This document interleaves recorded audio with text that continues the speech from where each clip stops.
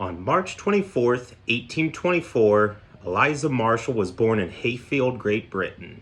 In 1839, Eliza migrated to the United States with her family and moved to Rhode Island.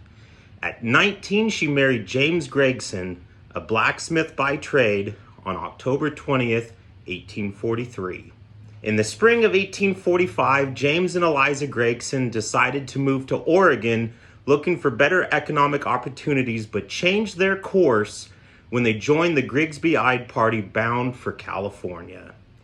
In October 1845, the wagon party arrived at Sutter's Fort in present-day Midtown Sacramento, and James was hired by John Sutter to work as a blacksmith.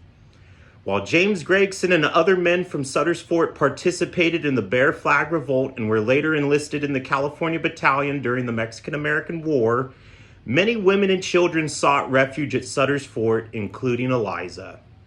During idle time, Eliza taught women and children reading and writing. In September 1846, Eliza had a baby daughter named Anne, who was born the first living child at Sutter's Fort. James and Eliza moved to Coloma after they heard the news of gold was found in January 1848, and later moved to Green Valley in Sonoma with their 2 children. While her husband was ill, Eliza supported her family, taking on washing, ironing, and sewing jobs. The Gregsons were among the first to grow wheat successfully in Green Valley and remained there for the rest of their lives, raising 8 children.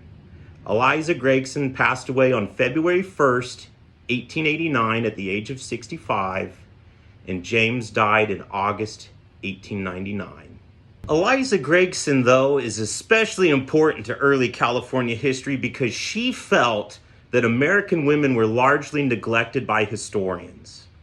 In the late 1870s, Hubert Howe Bancroft and his assistant researchers started to interview men for what would be Bancroft's future 7-volume history of California. Eliza thought Bancroft lacked a woman's perspective. She wrote a memoir in 1880 about her experiences on the California Trail, life at Sutter's Fort in California in the mid-1840s, even included traveling on the first steamboat on the Sacramento River that was captained by William Alexander Leidesdorff Jr. She mentioned about gold being found at Coloma. She also wrote about living in Sonoma. The Gregson memoirs were later transcribed and were published in 1940 by the California Historical Society's Quarterly Journal.